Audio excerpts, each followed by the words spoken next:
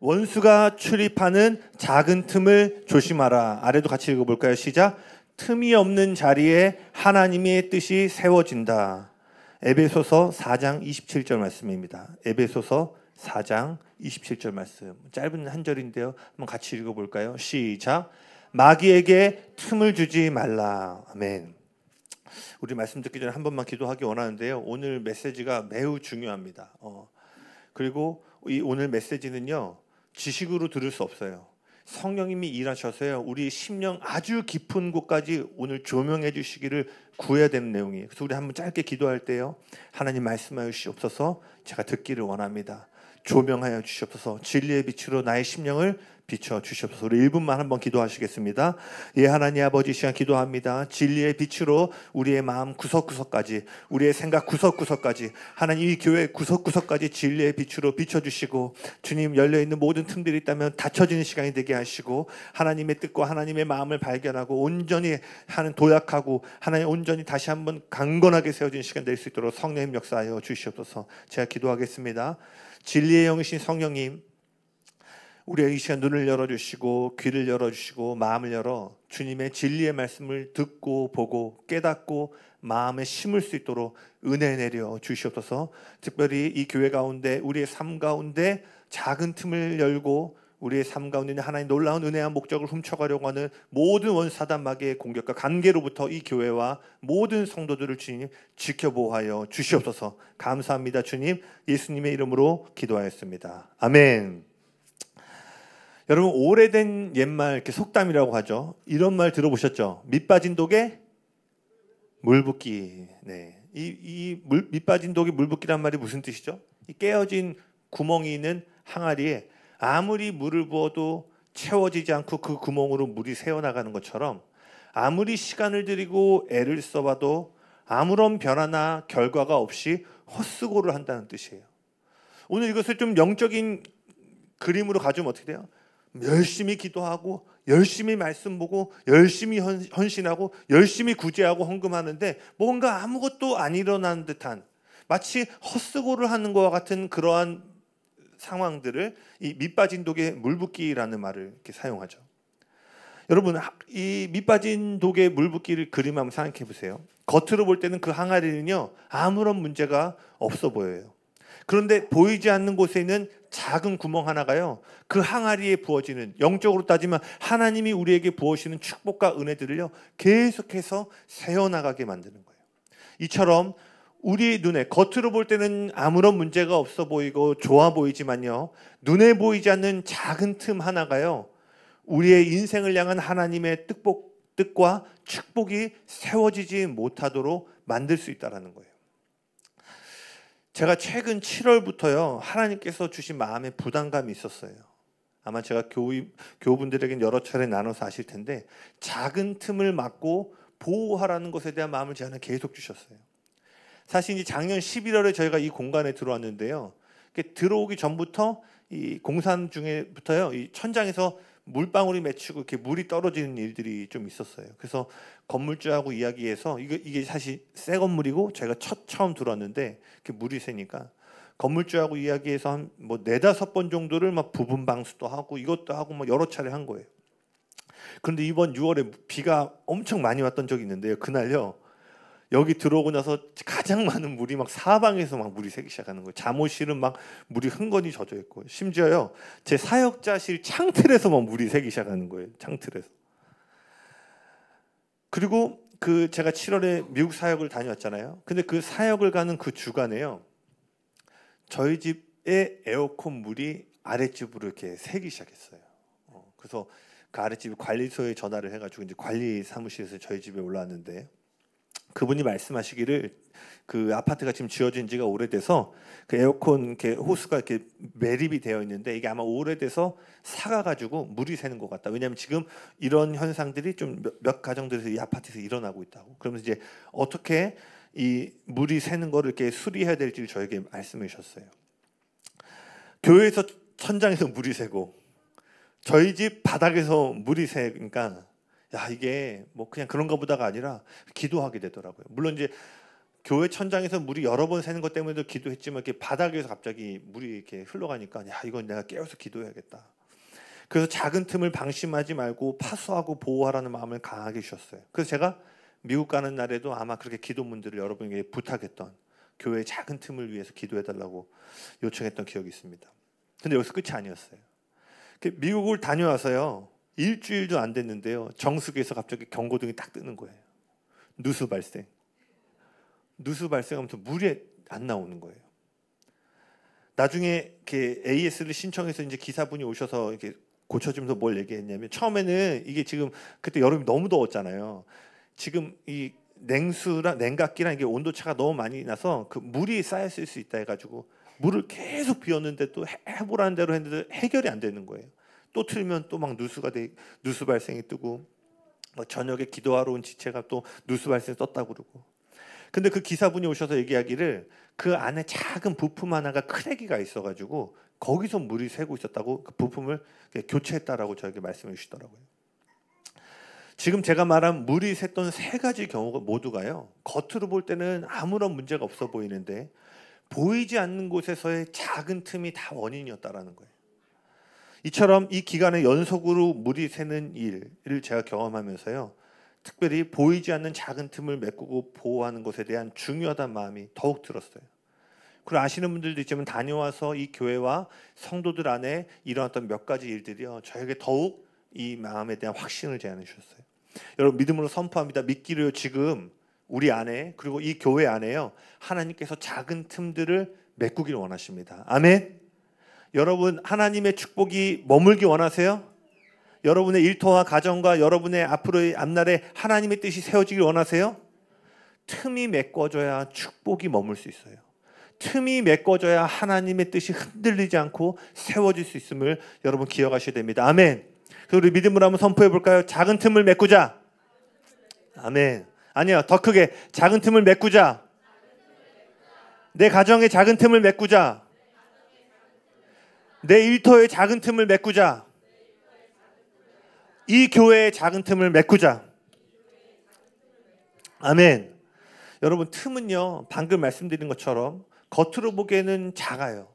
처음에는 별일이 없는 것처럼 보이지만은요, 이 틈을 가만히 내버려 두면은요, 시간이 지나면 치명적인 결과를 가져오게 됩니다. 그래서 성경을 보면은요, 이 작은 틈 하나가 파괴적인 결과로 이어지는 이야기들을 발견할 수 있게 있습니다. 그 대표적인 예가 뭐냐면 여호수아 7장에 나오는 아간의 범죄예요.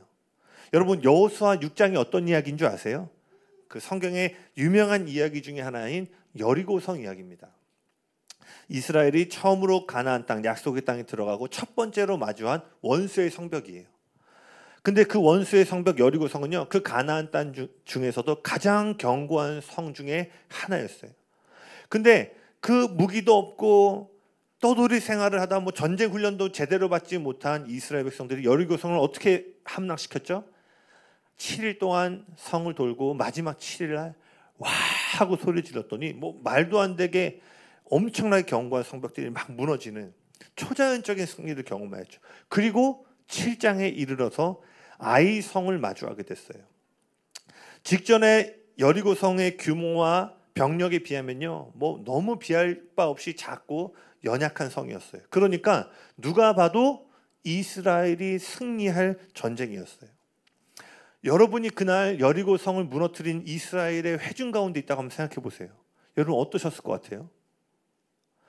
예배 가운데 아니면 여러분 인생 가운데 놀라운 기적과 돌파를 경험한 순간도 있으시죠? 그때 어때요?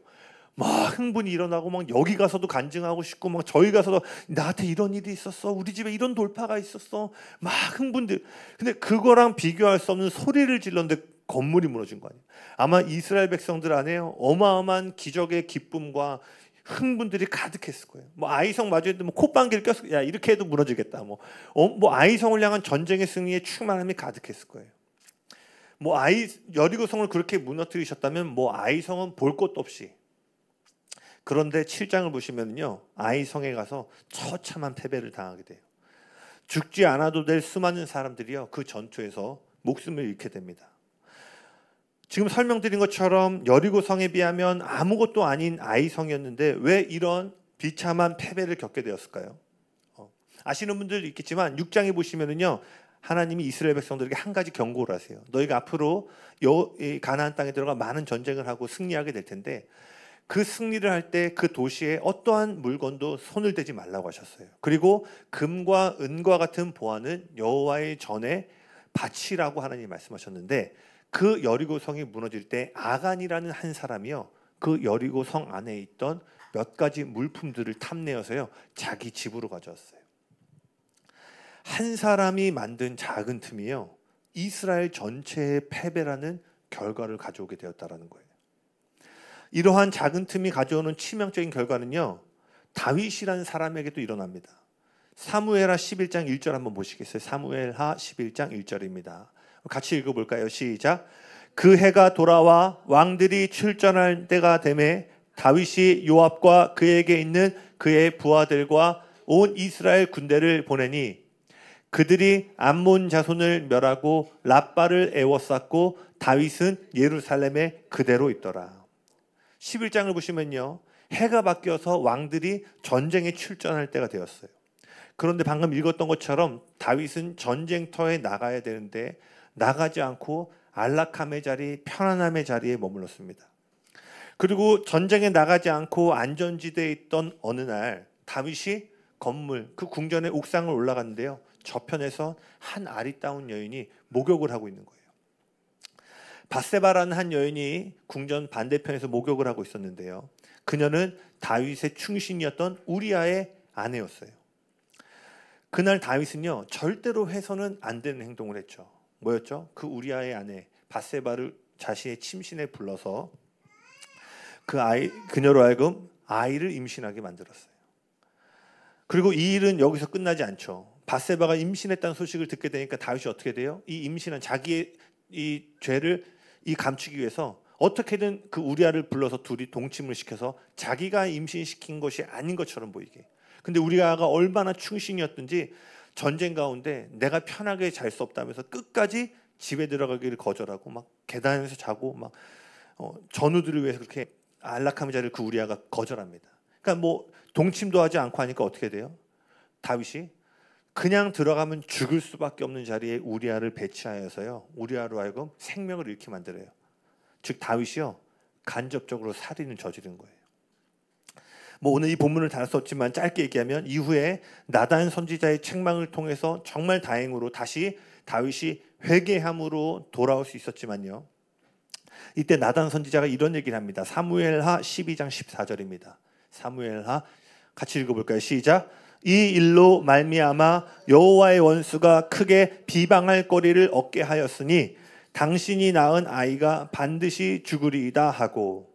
자, 이 일로 인해서요 밧세바가 임신했던 그 아이는요 죽게 돼요. 여러분 잘 기억하셔야 돼요. 우리가 짓는 모든 죄는 하나님이 용서하십니다. 아멘. 그분이 용서하지 못할 죄가 없어요. 아멘. 그러나 죄의 결과는 우리가 책임져야 될 부분들이 남아있다는 거예요. 맞습니까? 아멘. 그래서 다윗은요 죄에 대해서는 용서를 받았지만 그가 지었던 죄의 결과를 책임져야 됐어요. 그래서 지금 읽지는 않았지만 그 첫 아이가 죽을 뿐만 아니라 이후에 자신의 아내들이 모든 사람이 보는 백주대낮에 다윗은 은밀함 가운데 그 일을 행하였지만 그 네가 은밀했던 이 일이 모든 사람들이 보는 것 가운데 부끄러움으로 나타날 거다라고 얘기했죠. 그리고 그 일은 자신의 아들 압살롬이 자신을 공격할 때 그대로 이루어졌어요. 제가 말하고 싶은 건요 다윗이 여러분 어떤 사람이죠? 성경에서 유일하게 하나님의 마음과 일치되는 사람이라는 표현이 사용된 인물이에요. 그리고 다윗은 어떤 인물이었어요? 하늘 문을 여는 사람이었어요. 단지 개인적인 차원이 아니라 도시와 국가 단위의 열린 하늘 문을 열고 가는 곳마다 승리를 가져왔던 놀라운 예배의 사람이었어요. 여러분 어벤져스 같은 거 보면은요 갑자기 막 새로운 차원의 공간이 확 열리면서 저만 봤나요? 어벤져스? 쉽게 말하면 영적인 영역에서는요 그러한 어마어마한 그 영적인 하늘을요 한 국가 차원으로 열어서 하늘의 통치를 가져왔던 게 누구예요? 다윗이에요. 그런데요 그 다윗조차도 그의 삶에 파괴적인 결과를 가져오는 틈들이 열렸다라는 거예요. 아까 나단 선지자가 뭐라고 했죠? 원수가 크게 비방할 거리를 얻게 하였다. 다시 말하면 뭐예요? 틈이 열렸다라는 거예요. 여러분, 다윗에게 그러한 일이 있었다면 오늘날 저와 여러분에게 어떨까요? 사단이 일하는 방식은요, 그때나 지금이나 크게 다르지 않아요. 마귀는요, 여러분의 삶 가운데요, 대놓고 와서 여러분을 공격하지 않아요. 언제나 보이지 않고 인식하지 못하는 은밀한 틈을 만들고 비집고 들어와서요, 여러분 삶 가운데 있는 하나님의 목적을 도둑질하려고 한다는 거예요. 그 유튜브에 쳐보시면 되는데, 미국의 한 여성이요, 이 챗 GPT한테 이런 질문을 합니다. 아마 보신 분들도 있을 텐데, 네가 만약 악마라면 어떻게 다음 세대 젊은이들의 생각을 그들이 눈치채지 못하게 파괴하려면 어떻게 할 거야? 라고 질문을 해요. 그러면서 거기에 이 챗 GPT가 어떻게 대답하냐면, 내가 만약 악마라면 폭력을 쓰지 않을 겁니다. 대신 편리함으로 다가갈 것입니다. 그들이 원하는 것을 모두 주고 대신 그들에게 필요한 모든 것을 빼앗아 갈 것입니다. 도파민을 쫓게 만들고 목적을 잊게 만들 겁니다. 그리고 자신을 숭배하되 자신을 혐오하도록 만들 겁니다. 그리고 전쟁으로 그들을 파괴하지 않을 겁니다. 무관심으로 그들을 파괴할 것입니다. 계속해서 정신을 산만하게 만들고 무감각하게 만들고 스크롤만 계속 올리게 만들 겁니다. 그리고 그들이 제대로 된 문장을 말하기도 전 어린아이 때부터 휴대폰을 건네줄 겁니다. 그들의 마음이 천천히 달콤하게 조용히 썩어가는 것을 지켜볼 겁니다. 근데 여기가 중요해요. 그리고 가장 놀라운 거는 그 누구도 내가 했다는 것을 절대로 알아채지 못할 거라는 것입니다. 그들은 내가 하는 일들을 자유라고 부를 것입니다. 물론 뭐 챗 GPT한테 한 질문이지만 여러분 어떠세요? 저는 너무나 깜짝 놀랐어요. 이 인공지능도요, 사람의 영혼을 어떻게 낚을까? 내가 하는 일을 전혀 인식하지 못하고 심지어는 이게 자유야, 좋은 거야 라고 느끼게 만들어서 그들을 무관심의 우리에 가둬놓고 자신을 혐오하는 곳에 가둬놓고요, 그들을 서서히 무너뜨리게 한다는 거예요. 여러분 잘 아시는 것처럼 마귀는요, 오늘 여러분의 삶 가운데 빨간 수트를 입고 여기 뭐 삼지창 들고 여러분을 막 찌르면서 뭐 교회 가지 마, 안 그러죠? 여러분 성경을 보면 사탄은요, 자신을 광명의 천사로 둔갑하여 나타난다고 되어 있어요. 뭐 우스갯소리겠지만 마귀가 삼지창을 들고 와서 여러분을 찌르는 게 아니에요. 앞서 말한 것처럼 여러분이 인식하지 못하는 그 작은 틈들을 가지고 우리의 삶 가운데 온다라는 거예요. 여기서 제가 오늘 철이 형제 오늘 예배도 좋았는데 끝나고 맥주 한잔 하러 가죠. 그럼 가시겠어요? 네, 대답 안 하시네요. 네. 와, 오늘 너무 힘든데 우리 좀 너무 극단적인데 우리 약할래요? 뭐 이러면서 여기서 그러니까 제가 말한 건 뭐냐면요, 대놓고 이러면 여기서 죄 지을 분이 누가 있어요? 누가 마귀한테 넘어지겠어요?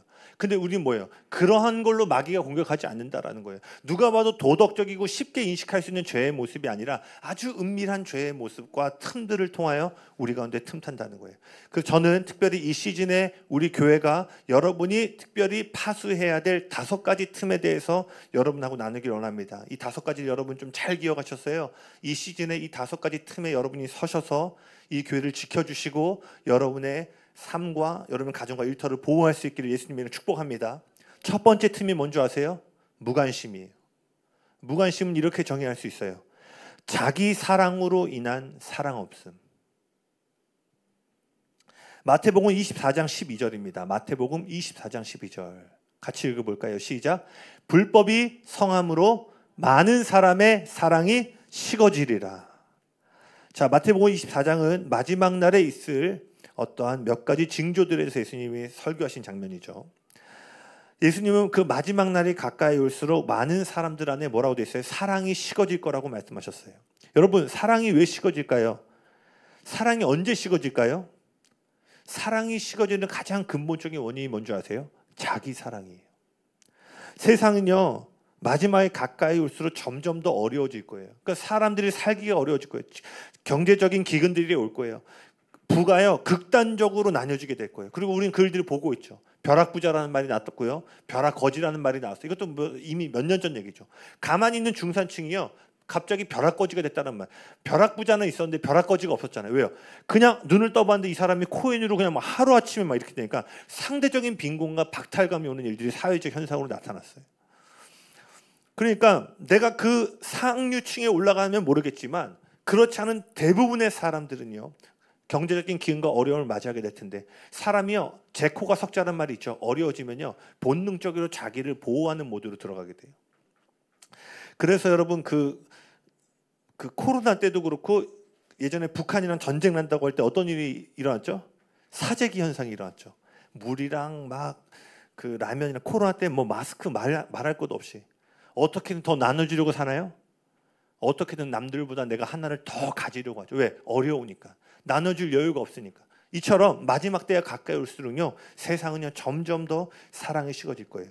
그리고 이런 사라짐의 일들은요 무관심이라는 모습으로 나타나게 될 거예요.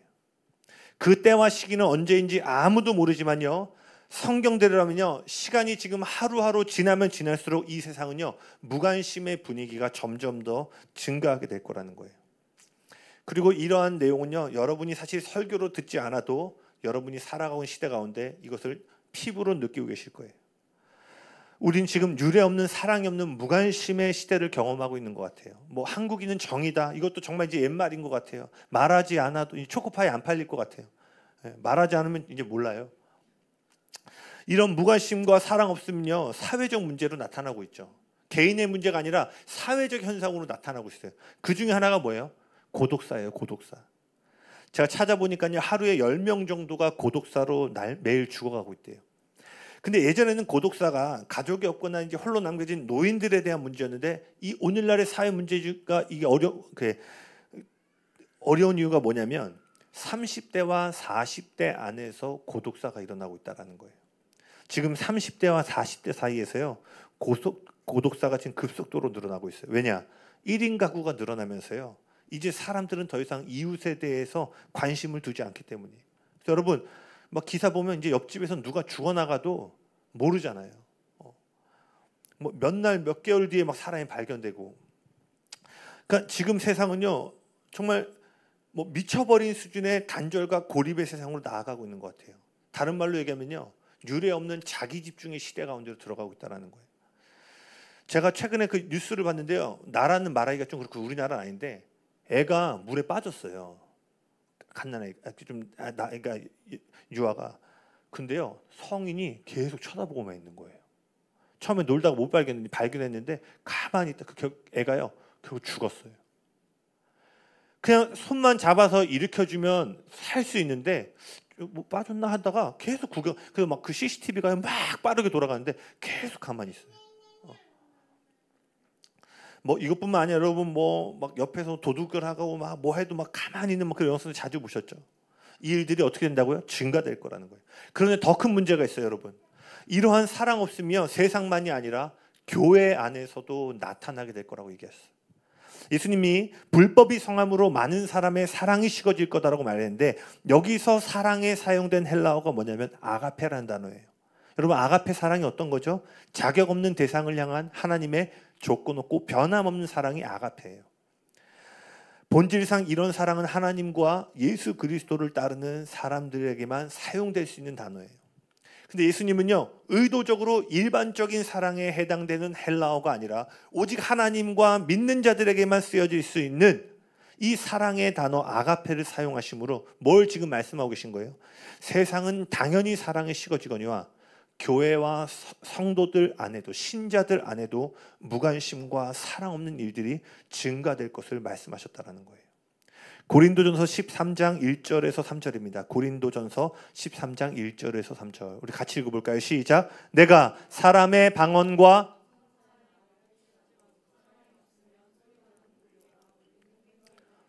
내가 예언하는 능력이 있어 모든 비밀과 모든 지식을 알고 또 산을 옮길 만한 모든 믿음이 있을지라도 사랑이 없으면 내가 아무것도 아니요. 내가 내게 있는 모든 것으로 구제하고 또 내 몸을 불사르게 내줄지라도 사랑이 없으면 내게 아무 유익이 없느니라. 아멘. 지금 바울이 뭘 얘기하고 있어요? 방언, 예언과 같은 놀라운 은사를 갖고 있고 모든 것으로 구제하고 우리의 몸을 정말 불사르게 내어줄지라도요, 그렇게 헌신할지라도 뭐라고 돼 있어요? 사랑이 없으면 아무것도 아니라는 거예요. 우리가 예배를 세우고 선교를 하고 구제를 하는 일에 뜨거운 열심을 갖고 있지만 정작 교회 안에서 만나게 하신 내 옆 지체들에게 관심을 두지 않는다면, 내 옆에 자비가 필요하고 도움이 필요한 이들에게 무관심하다면, 강단 위에서 제가 열정적으로 하나님을 높이지만 만약 강단에 내려와서 사람들에게 제가 무관심하고 냉소적이라면요, 바울의 말에 빗대어 보면 뭐예요? 그 사역은 아무것도 아니라는 거예요. 사람들에게는 영향을 주는 사역이 될지 모르겠지만 궁극적으로는요, 하나님께 영향을 미치지 못하게 되는 거예요. 여러분, 그래서 기억하십시오. 하나님과 그분의 나라를 향한 저와 여러분의 헌신은요, 흘러넘치는 사랑의 결과가 돼야 됩니다. 아멘. 흘러넘치는 사랑의 결과가 돼야지 우리의 노력의 결과가 되어서는 안 된다는 거예요. 아멘. 그러니 여러분, 이 개척교회에서 열심히 하는 것만으로는 부족합니다. 어떻게 해야 돼요? 사랑으로 하셔야 돼요. 우리는 하나님을 높이고 사랑하는 것만큼이나 다른 이들을 향해서요, 애정 어린 관심과 섬김을 나타내야 된다는 거예요. 두 번째 틈이 있습니다. 뭘까요? 이 무관심은 반드시 이 두 번째 틈을 열게 돼요. 이기주의입니다. 자신만을 위한 삶이에요. 또는 희생이 없는 삶입니다. 앞서 말했듯이 무관심은요, 자기 사랑으로 인한 사랑 없음의 결과예요. 그래서 자신만을 사랑하는 무관심은요, 반드시 이기주의로 이어지게 됩니다. 이기주의가 뭐라고 했죠? 자신만을 위한 삶. 그러니까 우리가 다른 이들을 향한 마음을 경작하지 않으면요, 이 세대가요, 지금 이 이기주의의 흐름이 너무나 강력하기 때문에요, 우리의 의도와 상관없이 우리는 이기적인 삶에 노출되게 된다는 거예요. 이기주의는 상대방이 원하는 것에는 관심이 없고 오롯이 뭐예요? 자기중심적으로만 생각하는 거예요. 그리고 이 이기주의의 가장 큰 문제는요, 하나님을 위해 살지 않고 자기 자신을 위해 사는 데 있습니다. 이기주의는 그래서요, 하나님을 섬기는 것 가운데서도 나타날 수 있음을 기억하셔야 돼요. 겉으로 보기에는 하나님을 위하고 다른 영혼들을 위하는 삶처럼 보이지만 실상은 뭐예요? 자신의 자아를 만족시키기 위한, 자신을 위한 삶이 될 수 있다는 거예요. 대표적인 예가 뭐냐면요, 출애굽기 32장에 나오는 금송아지 사건이에요.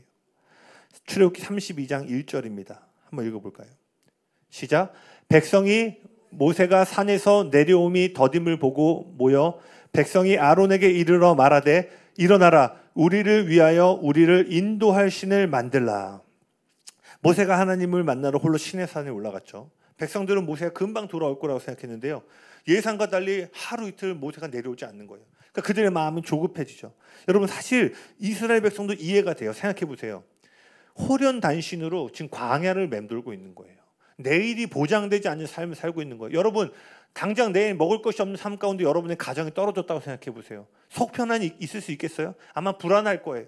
그러니까 이스라엘 백성이 지금 뭐 옷도 없고 먹을 것도 없는, 그나마 모세라는 사람이 자신이 이끌었는데 그 리더도 부재한 거예요. 그러니까 그들의 마음에 조급함과 두려움들, 그 안전으로부터 위협받는 그 생존의 마음들이 증가되고 막 일어나기 시작했어요. 그리고 그때 그들이 아론을 찾아가서 이렇게 얘기한 거예요. 우리를 위하여 우리를 인도할 신을 만들라. 그래서 그들이요, 각종 금부치를 모아가지고 금송아지를 만듭니다. 그리고 그 금송아지를 모시고 제사를 지내고 기도를 드려요. 그런데 여기서 주목할 부분이 있어요. 그들이 금송아지를 부르고 다른 신의 이름을 부른 게 아니었어요. 야훼의 하나님의 이름을 불렀어요. 거기 보면요, 그 금송아지를 따라 번제와 화목제를 드리는데 여호와의 날을 따라, 여호와의 시간표를 따라서 그들이 드렸다고 돼 있어요. 그러니까 그들이 지어놓고 바알, 무당을 구운 게 아니라 여호와 하나님께 부르짖었다라는 거예요. 문제가 뭐예요? 그들은 자신들을 위한 하나님을 만들어낸 거예요. 이기주의의 가장 큰 문제는요, 성경이 말하는 하나님이 아니라 내가 만든 하나님을 섬기게 만들게 된다는 거예요. 여러분 기억하셔야 돼요. 대놓고 이기주의 들어올 수 없죠. 누구나 알 수 있죠. 근데 봉사 가운데 우리도 금송아지를 만들어 놓고 저도 이기적으로 사역할 수 있겠죠. 제 야망과 비전이란 이름으로 하나님이 아니라 이 비전을 성취하기 위한 것으로 성도들과 교회들을 드라이브할 수 있겠죠. 남들은 박수를 치겠죠. 와, 선교를 외치는구나, 예배자를 세우는 걸 외치는구나. 근데 제 깊은 곳에서는 뭐예요? 내가 원하는 아젠다를 성취하기 원하는 마음들이 일어나는 거예요. 그럴 때 어떻게 돼요? 내 뜻대로 안 되면 어떻게 돼요? 분노가 일어나죠. 화가 일어나죠. 왜? 내 뜻대로 해야 되는데. 그러나 하나님의 뜻대로 하면 어떻게 돼요? 우리가 겸손하고 인내한 자리 가운데 나아간 줄로 믿습니다. 아멘. 여러분, 이기주의를 가볍게 여기시면 안 돼요. 내가 만든 하나님이라는 우상 숭배 가운데로 우리를 몰아갑니다. 하나님을 위해서 찾는 게 아니라, 하나님을 위해서 기도하는 것이 아니라, 하나님을 위해서 헌신하는 것이 아니라, 이렇게 헌신하고 이렇게 기도하고 이렇게 예배했을 때 하나님이 나에게 이런 걸 주시지 않을까라는 하나님을 수단으로 삼게 된다는 거예요. 저는 이것을 이렇게 표현하고 싶어요. 경건한 이기주의자. 물론 이 말 자체가 모순입니다. 이 경건한 이기주의자가 작은 틈이에요. 자신이 얼마나 유익을 얻을 수 있을지에 관심을 두고 찬양하고 기도하고 섬기고 봉사하는 것. 우리 안에 경건한 이기주의가 파쇄되고 온전히 하나님을 섬기는 마음들이 계속해서 풀어지기를 예수님의 축복합니다. 세 번째 틈이 있어요. 무관심은 이기주의로 이어지고요. 이 이기주의는 또 다른 틈을 엽니다. 연쇄작용이에요. 고집입니다. 자신의 의지에 묶여버린 마음이에요. 자신을 중요하게 여기는 이기주의는요, 고집의 틈을 열어요. 여러분, 고집은요, 다시 말합니다. 자신의 의지에 묶여버린 마음이에요. 하나님 앞에서 우리가 강직해야 됩니다. 아멘? 세상이 흔들리고 푸른 마르고 시들지만 변함없는 하나님의 말씀 앞에서 우리 강직하게 서 있어야 돼요. 그러나 여러분, 강직함과 고집의 차이를 구분할 수 있으셔야 돼요. 사실은 고집이 하나님께 다름을 받으면요, 고집이 강한 사람이 하나님의 십자가를 통과하잖아요. 어마어마하게 강직한 사람이 돼요. 강직함은요, 자신이 들은 하나님의 뜻을 끝까지 포기하지 않고 붙잡는 마음입니다. 반면 고집은 뭐냐면요, 내가 원하는 생각과 방법을 끝까지 주장하고 관철시키려는 마음이에요. 진리 안에서 강직한 사람의 특징이 뭔지 아세요? 겸손함입니다. 진리 앞에는 타협함이 없지만요, 나의 원대로 하지 마옵시고 아버지의 뜻대로 해달라는 겸손함이 있어요. 그래서 이들은요, 어린 양 예수와 같은 겸손함과 순종의 삶을 살아가게 됩니다. 반면에 고집은요, 자신의 뜻과 다르면 귀를 닫아요. 고집은요, 하나님의 뜻이라고 할지라도요, 때로는 설교를 들으면서 이것이 하나님의 뜻이라 할지라도요, 자신의 생각이나 방법과 다르면요, 따르기를 꺼려해요. 그래서 이 고집의 삶에는요, 잘 들어보세요. 고집의 틈이 열리면요, 이들의 삶에는 열심을 쉽게 발견할 수 있지만요, 겸손을 발견하기 어려워요. 다시요. 열심히 발견하기가 쉽지만 겸손을 발견하기가 어렵다는 거예요. 여러분 질문하셔야 돼요. 오늘 내가 하나님을 향해, 여기 보시면 다 한열심 하시는 분들이에요. 그러나 우리가 이 틈을 메꾸면서 뭘 구해야 돼요? 내 안에 겸손함이 있는가? 나의 원함은 이거지만 아버지의 뜻이 저거라면 기꺼이 내 고개를 꺾을 수 있는 겸손함이 있는가?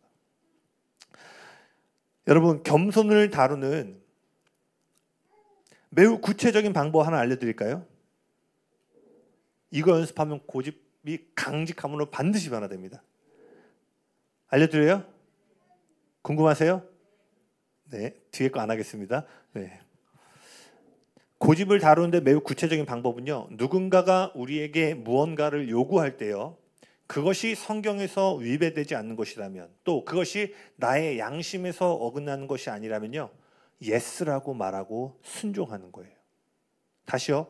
내 뜻과 내 방법과는 달라요. 그런데 그 요구가 진리에서 벗어나지 않고 내 양심을 어긋나지 않아요. 단지 내 생각과 방법과 틀릴 뿐이에요. 그때 뭐예요? 예라고 한번 하는 거예요. 제가 언젠가 한번 말씀드렸죠. 사역자들끼리 모여서 행사를 하는데 서로 자기 뜻과 방법대로 하고 싶어서 그 미묘한 텐션들이 있는 거예요. 꺾기 싫은 거예요. 내 방법대로 하고 싶은 거예요. 그러나 그것이 만약에, 다시 말합니다, 성경에서 위배되면 절대로 하면 안 됩니다. 네. 그것이 양심에 우리를 불편하게 하면 안 돼요. 그러나 그것이 단지 내 틀에서 안 맞는 거라면 어떻게 해요? 예라고 해보는 거예요. 아멘. 여러분, 제가 여러분에게 무언가를 요구할 때 성경에서 위배된 게 아니라면 일단 뭐부터 해봐라? 예스를 해보세요. 그때요, 이 고집의 끈이요, 끊어지기 시작해요. 성경에 나오지 않으니까 따르지 않아도 된다. 아니죠. 할렐루야. 역으로 역발상은 안 됩니다. 네. 네. 역발상. 성경에 벗어나는 것이 아니라면 일단 한번 해보자. 이것을 연습해 보시길 바라요. 아멘.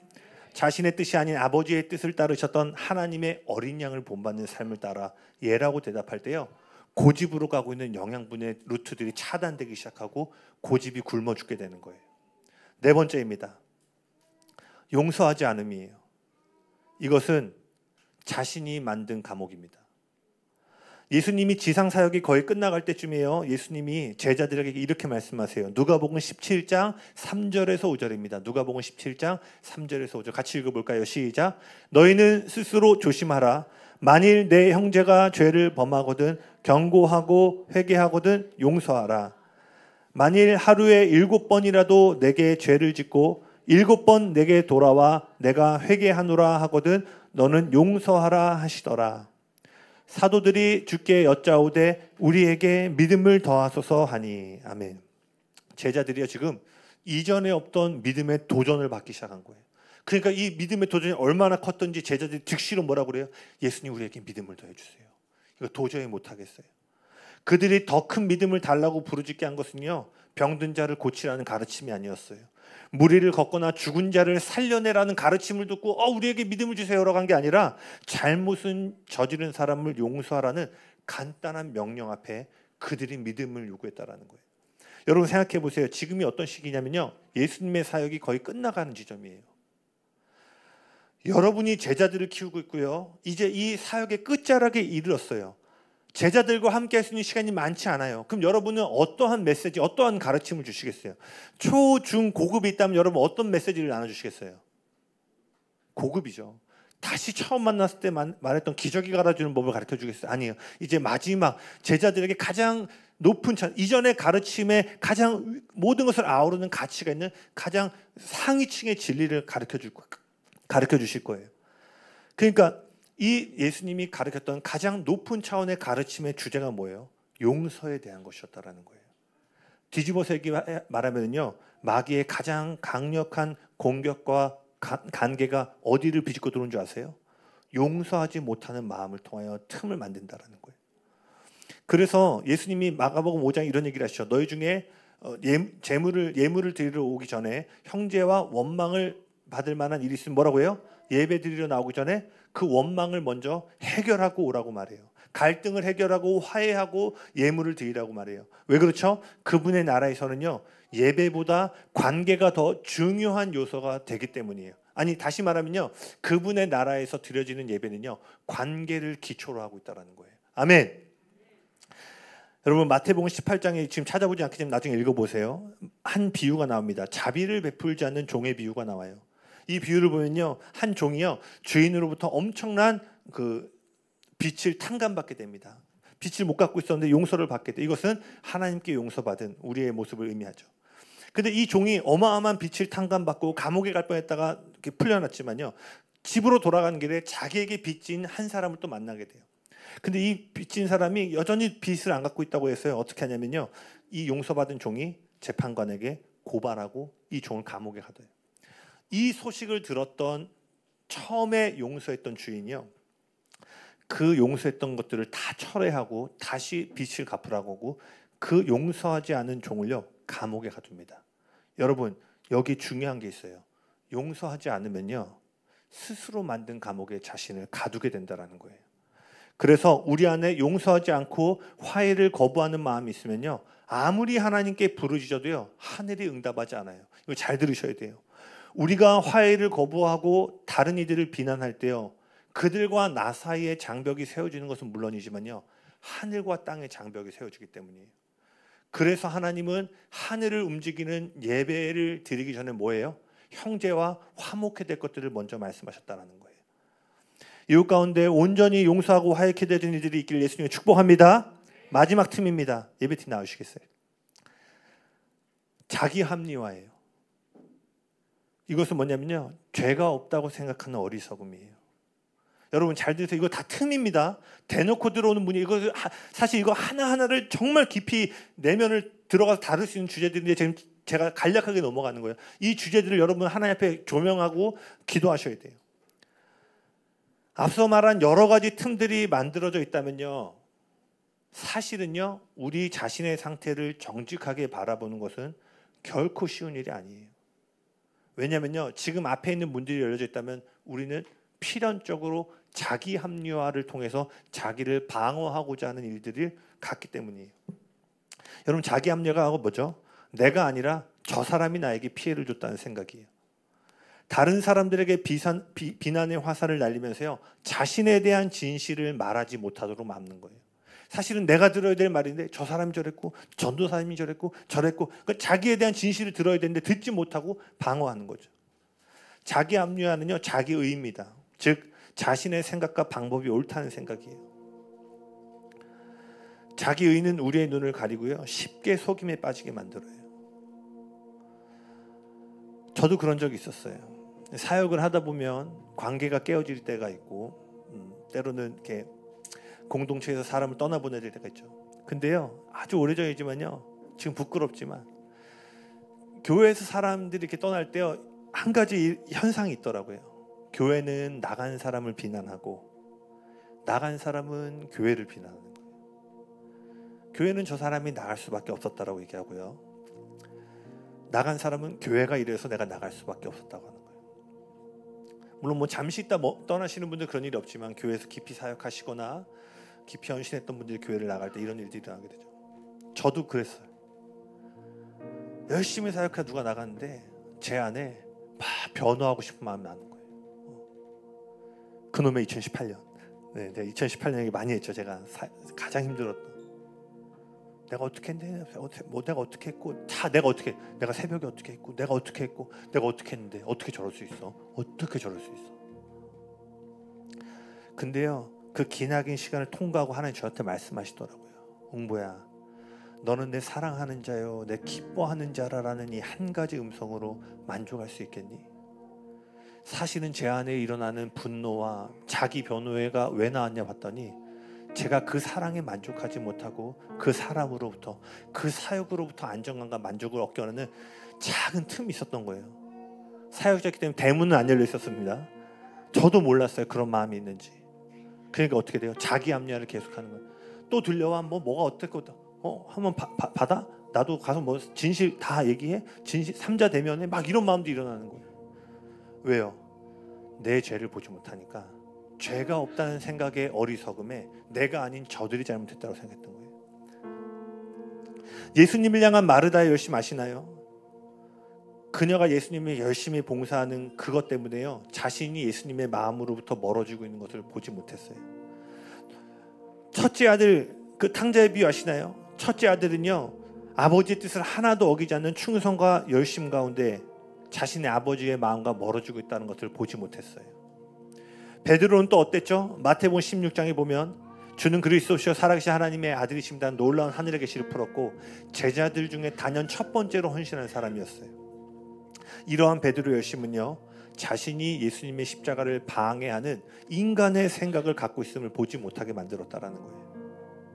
이처럼 우리 삶 가운데 있는 틈들은요, 우리 스스로, 아까 챗 GPT가 말한 것처럼 원수가 활동하는지도 못하게 우리를 합리화시키고 눈을 가리운다라는 거예요.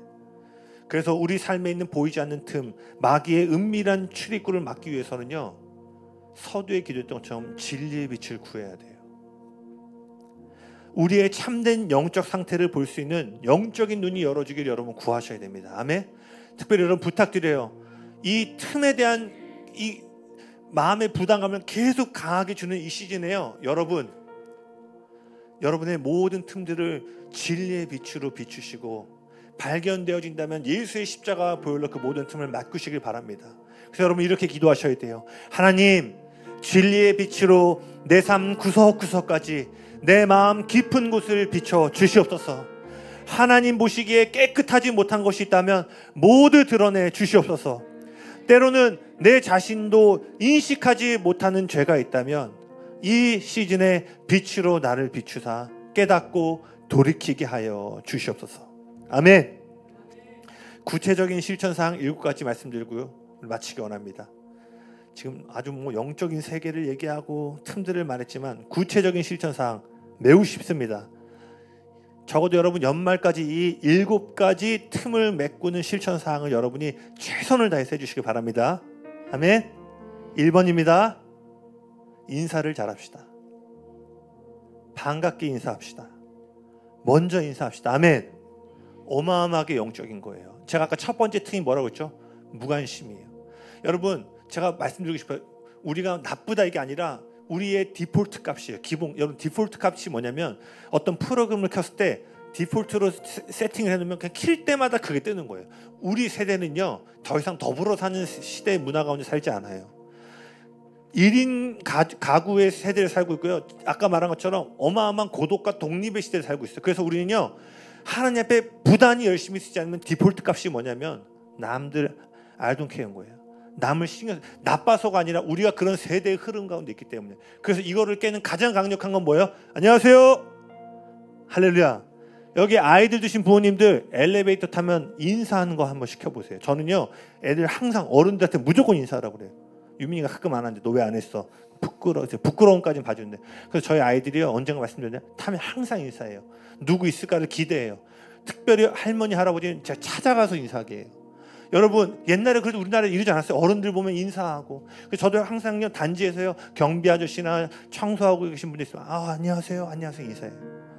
다 잘하시죠? 할렐루야. 네, 지금 저만 이 교회에 왔을 때요 오늘 새로 이렇게 오셨는데 저분들이 돌아갔을 때 야 설교는 기억이 안 나는데 성도들이 반갑게 맞이해 주더라. 네, 할렐루야. 저희 그렇게 하겠습니다. 네네네. 여러분 갑자기 길어지네요. 여러분 어떤 매장을 가면은요 아주 유명하신 분 얘기했는데 사람들은요 그 매장을 떠나면 가격이나 뭐 그걸 기억 안 한대요. 그 점원의 태도와 얼굴을 기억한다는 거예요. 그래서요 여러분도 기억나는 가게 음식점 생각하면 그 주인이 물론 맛이 엄청 맛있으면은 욕하는 할머니가 있어도 그 집이 기억이 나긴 하지만 일반적으로 어때요? 그 사람의 환대와 태도가 우리 사람 안에 깊이 기억이 된다는 거예요.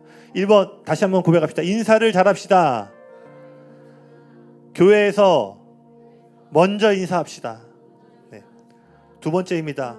교회에 방문하신 분 또는 식사할 때 어색하게 있는 사람이 없는지를 살펴봅시다.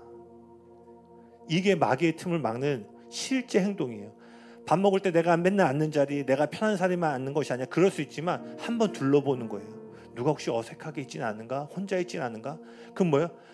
여러분 그때 도시락 들고 그 사람 앞에 앉을 때요 이게 어마어마한 원수의 세력을 파쇄하는 일인 거예요. 뭐 막 금식하고 이것만이 아니라 그 작은 하나가 할렐루야.